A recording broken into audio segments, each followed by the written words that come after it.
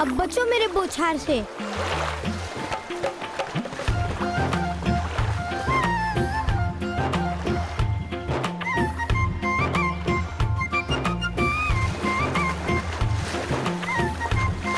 रुको रुको रुको रुको। प्रणाम प्रभु। प्रभु, मैं तुम सबके लिए प्रभु कब से हुआ? तुम तो मुझे गुणेश ही पुकारते हो ना? वो तो हमसे भूल हो गई।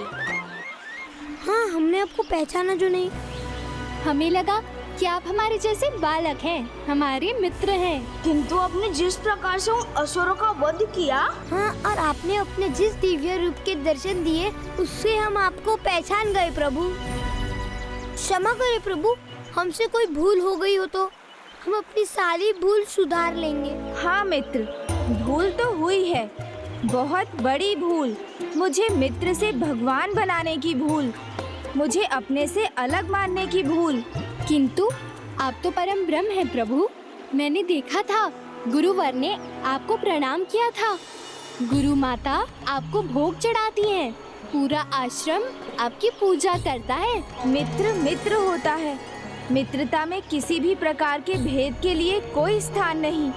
एक बार किसी को मित्र बना लिया तो वो जैसा भी हो, जो भी हो, उसे स्वीकार करना ही सच्ची मित्रता कहलाती है। अच्छा बताओ, तुम सब मुझसे दूर हो जाओगे तो मैं खेलूंगा किसके साथ? बताओ। खेलने तो हम आई हैं यहाँ, तुम्हारे जीवन के साथ गुणेश। सुनो, तुम्हारे लिए मैं बस एक मित्र था, हूँ और सदा रहूंगा। अब मुझे प्रभु कहने की भूल मत करना। गुणेश बिल्कुल ठीक कह रहा है, मित्र तो मित्र ही होते हैं। आओ खेल का आनंद लेते हैं। हाँ हाँ, डालो गणेश पर जल, डालो डालो। जिसे हम नाग कन्याएं डस लेते हैं उसका जीवन स्वयं एक खेल ही बन जाता है।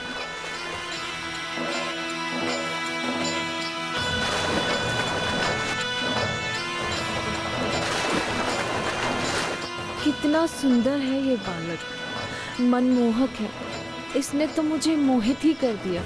मैं इसे अपना आखेट नहीं बनाऊंगी, मैं इसे अपने साथ नागलोक लेके जाऊंगी। इसे देख नागलोकवासी और बालक अपना मनोरंजन करेंगे। बंदी बना लो इसे, नागलोक ले चलो। और मुझे पूर्ण विश्वास है कि मेरी इस योजना के बदलाव से वृकासुर और शतमहिषी अवश्य ही आनंदित होंगे।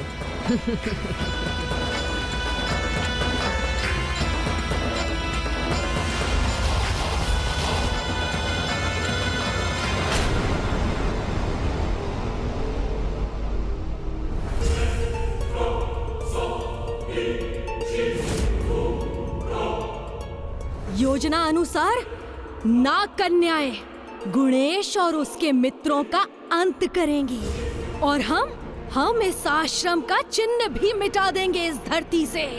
तो विलंब किस बात का है शतमहिषी? तुम यहाँ की स्त्रियों का आखेट करो, मैं इन ऋषि मुनियों के अंत का आनंद लूंगा। 3 दिशाओं से इतना भयंकर आक्रमण होगा, ये आश्रमवासी संभल नहीं पाएंगे और ना एक दूसरे की रक्षा कर पाएंगे। और ऐसा आतंक फैलेगा जिसकी चर्चा अनंत काल तक होगी और कोई भी हमारे प्रभु त्रिलोकनाथ सिंधोश्वर के सामने सर उठाने का साहस नहीं करेगा।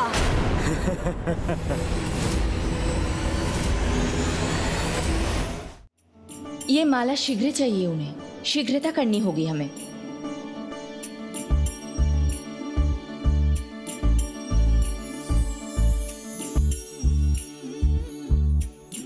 देवी अहल्या, क्या हुआ? आप अचानक शांत हो गई। मेरे आते ही आप जाने लगी थी। इधर दीजिए, बैठिए मेरे साथ। बताइए क्या बात है? मन की बात कह देने से मन का भार कम हो जाता है। जिस जिह्वा से मैंने अनेकों बार गणेश जी को उलाहना दी, उनको लेकर अपना क्रोध व्यक्त किया, माता उसी जिह्वा से आपको कैसे बताऊं कि मुझे उसकी कितनी ग्लानि है।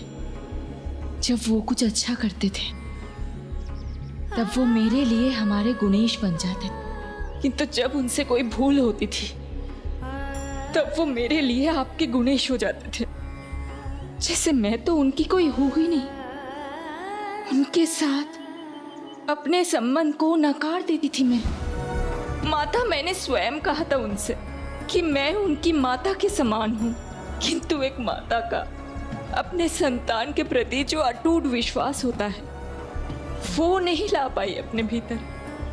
मैं जानती थी कि वो परम ब्रह्म प्रभु श्री महागणाधिपति के अवतार हैं, किंतु मैं जानते हुए भी मैंने बार बार उनके ऊपर अविश्वास किया। माता, अति विश्वास करते हैं उन्हीं से अपेक्षा भी करते हैं। गुणेश के प्रति आपकी अपेक्षा उसी विश्वास का कारण है, किंतु संतान पर विश्वास मात्र से संतान में मनोबल और उत्साह का उदय होता है और वो हमारी अपेक्षाओं पर खरे उतरने का हर संभव प्रयास करते हैं। माता, मुझसे जो भूल हुई मैं उसे सुधार रही हूँ, और माता, मुझे पूर्ण विश्वास है कि गणेश जी सिंधु के आतंक का शीघ्र ही अंत कर देंगे। भले ही वो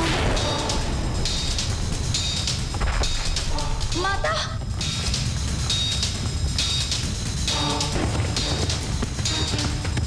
माता, ये क्या हो रहा है?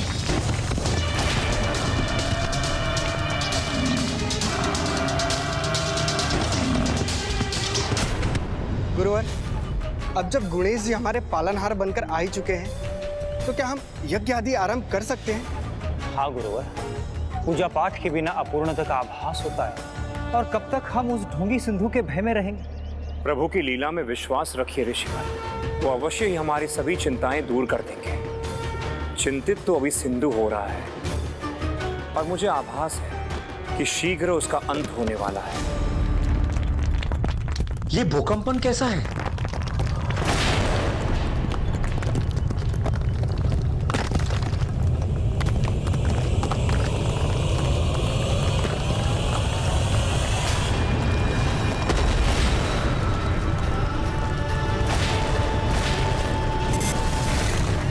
ऋषियों, तुम सबको अपने मुख में लेकर के अंत कर दूंगा तुम्हारा।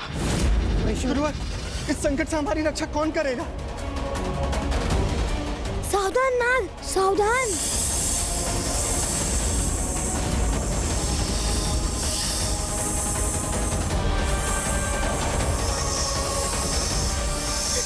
ये तो हमें डस लेंगे।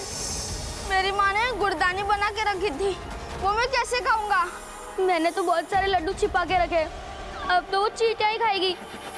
किंतु अपना विश्वास मत खोने लगो, गणेश है ना, हम सबको कुछ नहीं होगा।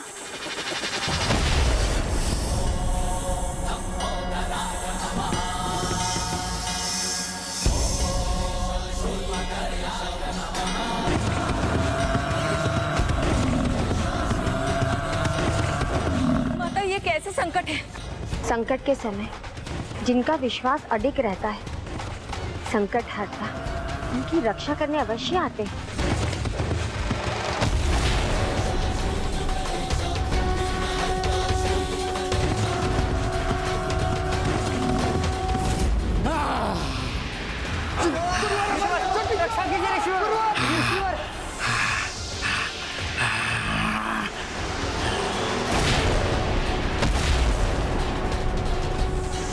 विश्वास की ऐसी ही महिमा होती है देवी।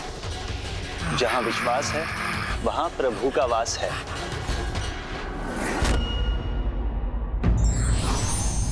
संबंध चाहे भक्त का हो, मित्र का या माता पिता का, वो तभी पूर्णता पाता है जब उसका आधार विश्वास हो।